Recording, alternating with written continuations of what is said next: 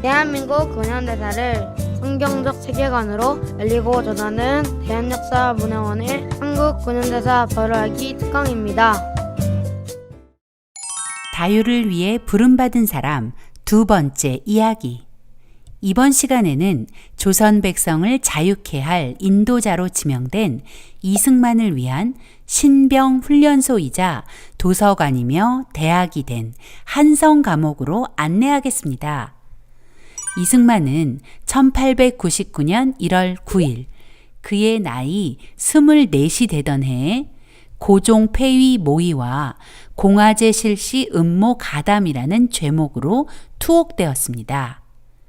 고종 폐위 모의라는 것은 영모에 해당하는 중죄였습니다. 이승만과 함께 투옥된 동지들은 자신들의 목숨이 경각에 달려 있다고 생각했습니다. 만민공동에도 해산된 마당에 자신들을 구명할 대책이 없다고 생각한 것입니다. 최정식과 서상대는 이승만에게 탈옥을 권유했고 주시경은 이들의 탈옥을 위해 권총까지 준비해 주었습니다. 1899년 1월 30일 이승만은 투옥된 지 21일 만에 서상대, 최정식과 함께 탈옥을 감행합니다. 그러나 곧바로 병사에게 잡혀 이승만의 탈옥은 실패로 막을 내렸습니다. 서상대만 무사히 탈옥에 성공했고 최정식은 중국으로 도망치려다가 체포되어 교수형에 처해졌습니다. 탈옥도 중죄인데 간수에게 총을 쏴 상해를 입혔기 때문입니다. 이승만은 총을 소지하기는 했지만 총을 쏘지 않은 덕분에 태 100대를 받고 종신형을 선고받았습니다. 사람의 생각으로는 참 운도 없다라고 생각할 수 있지만 이승만의 투옥과 탈옥 실패는 이승만의 인생의 새로운 출발점이 되었습니다. 이승만이 종신형을 선고받은 후 서울에는 이승만이 곧 사형당할 것이라는 소문이 파다했습니다. 1899년 3월 19일자 황성신문은 그 상황을 이렇게 기록하고 있습니다. 풍설을 들은즉 이 씨가 인류를 면하기 어렵게 되었다. 기왕의 조칙 중에 미결수는 판결할 때에 감 1등하라 하셨으니 법관들이 조칙대로 시행할 지경이면 이 씨의 누명을 보존할 듯 하다더라. 이승만이 사형을 당할 것 같은데 판결이 나지 않은 죄수에게는 조금이라도 감형받을 수 있는 기회가 있다는 조항이 있으니 판결하는 사람들이 너그럽게 봐준다면 사형을 면할 가능성이 조금은 있다는 것입니다. 이승만의 아버지는 아들의 사형 소문이 들릴 때마다 아들의 시신을 수습하려 한성 감옥에 왔고 마음을 쓸어내리며 돌아가곤 했습니다. 한성 감옥은 너무나 끔찍한 곳이었습니다. 한마디로 생지옥이었죠. 위생 상태는 엉망이어서 더럽고 악취가 풍겼습니다. 감방은 너무 좁아서 편히 눕는 것은 고사하고 다리를 펴는 것도 힘들 지경이었습니다. 한 사람에 허용되는 공간은 고작 가로, 세로 70cm 정도밖에 안 되었으니까요. 1902년 6월 한성 감옥에 수감되어 약 2년 동안 이승만과 함께 수감 생활을 한 김형섭에 의하면 한성 감옥이 얼마나 비위생적이고 비좁았는지 알 수 있습니다. 김형섭이 처음 한성 감옥에 투옥되던 밤, 김형섭이 마주한 감방은 악취가 진동하여 문틈을 통해 숨을 쉬어야만 버틸 수 있었습니다. 또 아침이 되어 감방 안을 둘러보니 감방 한 칸에 50여 명의 사람들이 진흙 속 뱀장어처럼 벌거벗은 채로 앉아서 잠을 자고 있었다고 합니다. 뿐만 아니라 한성 감옥은 날마다 무서운 고문이 이어졌습니다. 특별히 정치범들에게는 너무나 가혹한 곳이었습니다. 정치범들은 대부분 긴 칼을 목에 메고 발에는 족쇄가 채워져 있었습니다.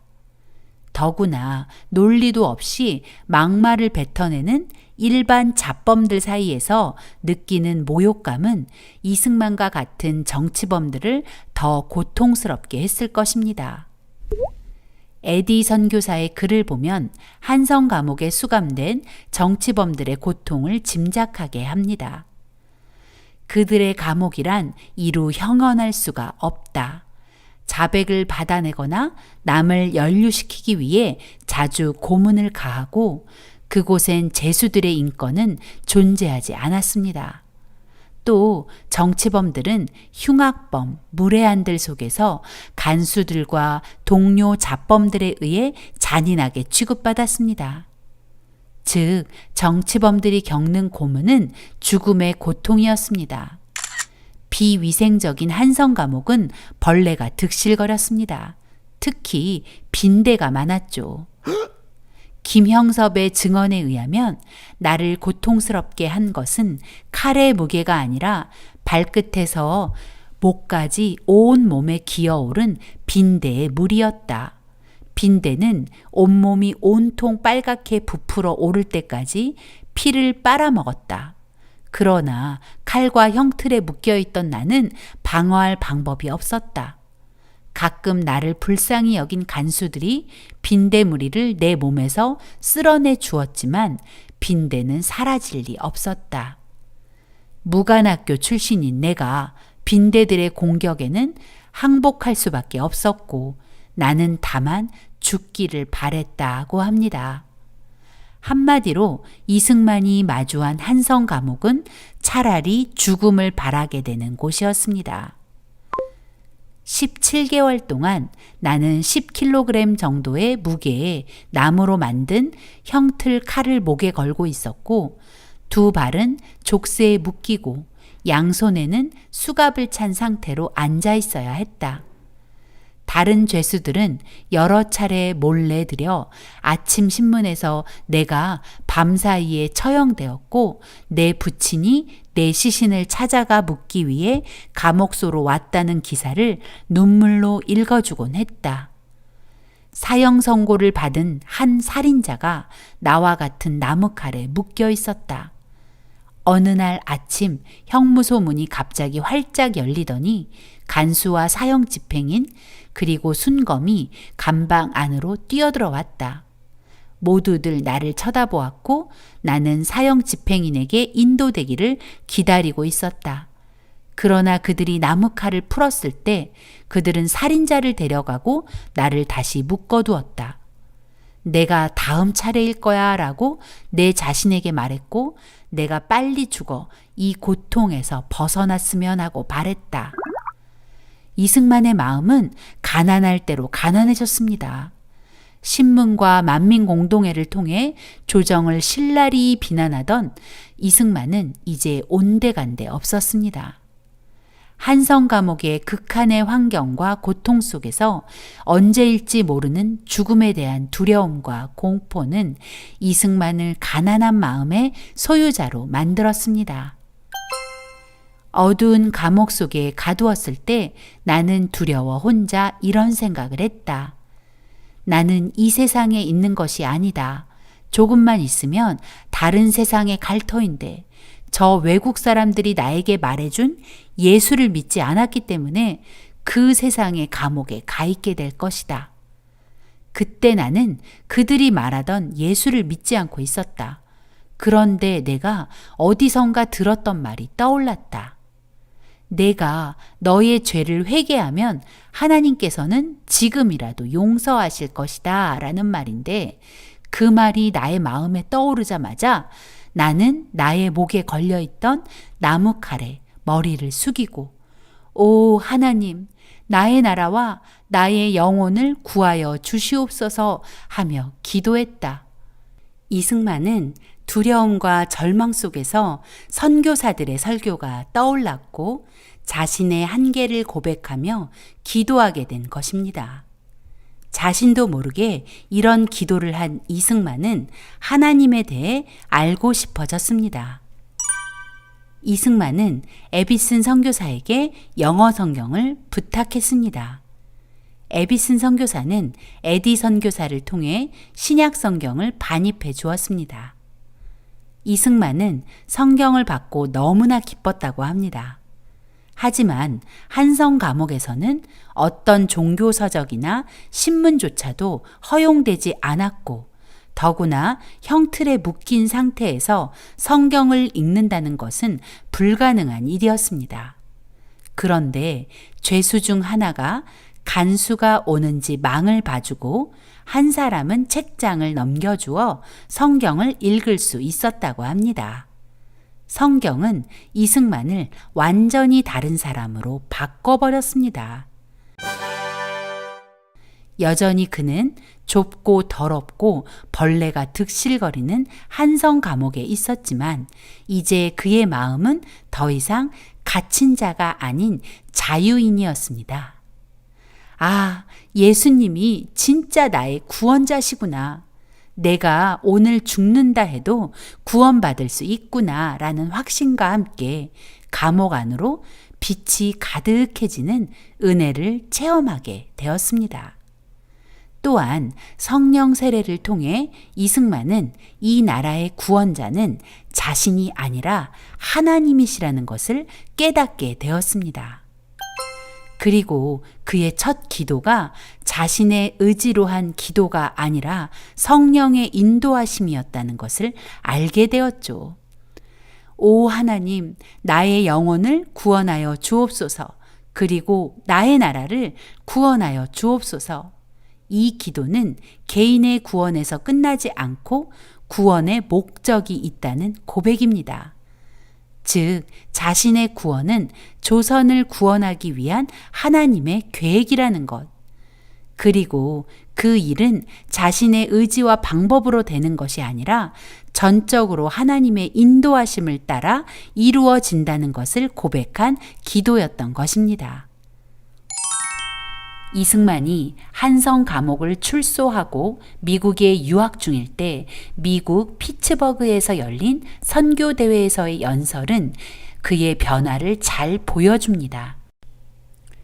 훌륭한 부처와 공자의 지혜를 추앙하던 이승만의 입에서 조선 사람들은 변화되어야 합니다. 그러나 공자나 부처는 그것을 하지 못합니다. 조선의 참다운 구원은 오직 이 세상의 구세주이신 예수님만이 하실 수 있습니다. 는 고백이 나오다니 정말 놀라운 변화죠. 이런 것을 세계관의 변화라고 합니다. 바로 기독교 세계관의 사람이 된 것이죠. 한성 감옥은 분명 비참한 곳이었지만 하나님께서 한성 감옥을 대한민국 건국의 인도자로 이승만을 훈련하기 위한 신병 훈련소로 사용하셨던 것입니다. 이승만이 한성 감옥에 있는 동안 많은 선교사가 이승만의 추록을 위해 노력하며 이승만을 보살펴 주었고, 이승만은 선교사들을 통해 하나님의 크고 놀라운 사랑과 위로를 공급받았습니다. 또 선교사들이 전해주는 책들과 정보들을 통해 차근차근 지도자 양성 과정에 매진하고 있었습니다. 이승만은 한성 감옥에 투옥된 상황에서도 부지런히 책을 읽고 글을 썼습니다. 아마도 1899년 7월부터 본격적으로 책을 읽기 시작한 것 같습니다.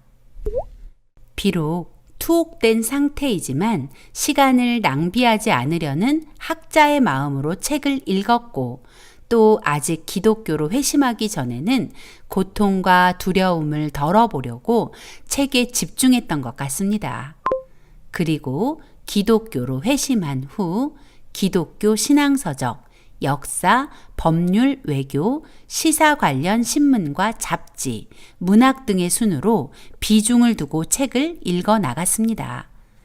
선교사들이 넣어준 기독교 교리 서책들은 물론 중국에서 한문으로 번역된 종교 서적들도 읽었다고 하네요.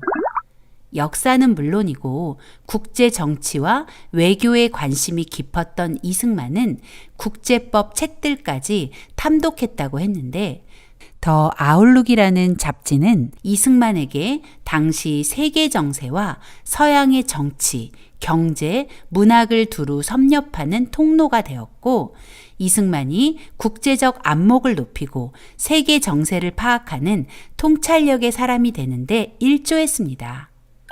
동시에 이승만은 중요한 책들을 번역하기 시작했는데 번역한 책들은 청일전기, 만국사략, 만국공법과 기독교 교리서, 주복문답, 감리교 역사 등입니다. 또 영문법도 번역하여 옥중학당의 교재로 사용하기도 했습니다. 물론 이 번역서들은 모두 순 한글로 번역되었죠. 이승만의 번역서에는 망국의 길로 걸어가는 조선의 개혁과 독립국가로의 성장을 바라는 간절한 마음이 녹아 있습니다. 또 직접 책을 집필하기도 했는데 한시를 지어 모아놓은 체역집, 한성 감옥 생활의 여러 일들을 기록한 감옥 잡기, 한문산수 산술, 적주 체벽, 그리고 그 유명한 독립정신이죠. 이승만은 유머가 넘치는 사람이었습니다.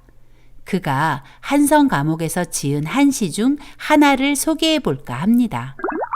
제목 빈대. 따뜻하면 기운 펴고 차면 오므려 천정으로 바닥으로 오르내리네. 하얀 벽을 돌고 돌아 아롱을 찍고 마루틈을 헐어보면 몰리어 있네. 모기와는 연이 멀어 혼인 안 되고 벼룩이나 이쯤은 겹방살일세. 내 집은 어쩌다 복 많이 받아 배가들 천손자 대를 잇느냐. 왜 그가 빈대라는 시를 지었는지 굳이 설명하지 않아도 아시겠죠? 이승만은 사소한 상황들을 기록하고 고통을 유머로 바꿀 줄 아는 사람이었습니다. 뿐만 아니라 제국신문과 신학월보에 꾸준히 기고하며 망해가는 조선을 깨우려 했습니다. 특히 신학월보에 기고한 두 가지 편벽된과 교회 경략의 핵심 주제인 기독교 입국론은 후일 대한민국 건국의 기본 정신이 되었죠. 또한 이승만은 우리나라 최초로 영안사전 편찬을 시작합니다. 아펜젤러 선교사가 넣어준 웹스터 영어사전과 일영사전을 보며 단어 하나하나를 정리해야 하니 일본어 공부도 저절로 되었다고 합니다. 그러나 그 사전은 A항에서 시작해서 F항 중반에 중단되고 말았습니다. 그 이유는 1904년 2월 러일 전쟁이 발발하자 독립정신을 집필해야 했기 때문이죠. 신흥우는 이승만을 위해 빨간 물감을 몰래 반입시켜주며 이승만이 글을 쓸 수 있도록 도움을 주었고 1900년 2월 한성 감옥에 새 서장으로 부임한 김영선은 이승만이 많은 책을 읽고 글을 집필하도록 보호자가 되어주었습니다. 이런 사실들은 오랜 벗 신흥우의 증언으로 확인할 수 있습니다. 그 당시 감옥은 곡식 창고를 개조한 것이었는데 흙바닥엔 돗자리를 깔았고 겨울엔 난로를 주지 않아 죄수 각자가 이불을 가져다 썼다. 글을 쓸 수 있는 그 무엇이나 책은 일체 못 들여오게 되어 있었지만 간수들은 우리 일을 묵인해 주었다. 우남은 일영사전을 가지고 있었고 아펜젤러와 벙커씨는 잡지 뉴욕 아웃룩과 독립신문을 들여보내 주었다. 죄수들은 일척직경쯤 되는 항아리를 가질 수 있었는데 이승만은 그 항아리를 눕혀놓고 그 속에 몰래 들여온 양초를 켜놓고 공부를 하곤 했다. 간수들이 올 때는 항아리를 벽 쪽으로 돌려놓으면 불이 보이지 않았다. 이승만은 그러면서 영어를 공부했다. 미국 잡지들이 그의 교과서였다.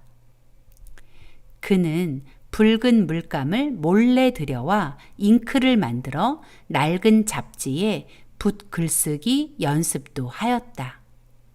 그리고는 눈을 감고 잡지에서 읽은 문장들을 외웠다. 그는 사전에 있는 영어 단어를 모두 외우는 것이었다. 이승만은 절망의 상황에서도 시간을 허비하지 않았습니다. 특히 그가 기독교로 개종하고 난 후 그는 더 열심히 공부하고 자신이 깨달은 바를 글로 옮겼습니다. 그리고 하나님께서는 이승만을 위해 곳곳에서 그를 도울 사람들을 보내셨고 그들은 이승만의 성장을 돕고 격려했습니다. 조선의 개혁을 위해 투사처럼 달려가던 이승만. 그가 한성 감옥에 투옥되면서 매서운 그의 눈빛과 전투적 말들은 사라졌고 이제 그에게는 두려움과 절망만 남았습니다. 그러나 그때 그의 일생에 놀라운 변화를 맞이합니다.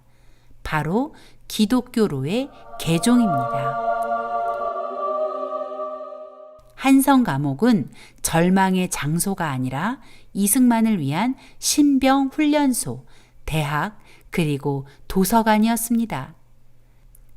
하나님께서는 절망의 구렁텅이처럼 보이는 한성 감옥에 이승만을 몰아넣고 대한민국 건국의 인도자로 철저히 훈련하기 시작하신 것입니다.